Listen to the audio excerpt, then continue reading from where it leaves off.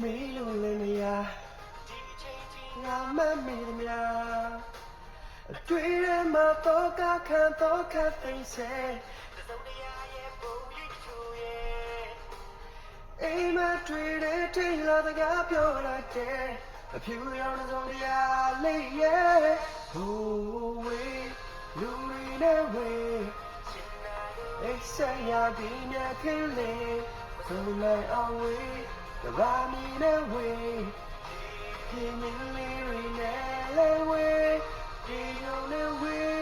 ရပြလို့ဝေးကဘာချလို့ဝေးနေချင်မှလို့ဝေးဘယ်နေရလို့မရှိလို့မျိုးဒီနေ့လဲပဲငါ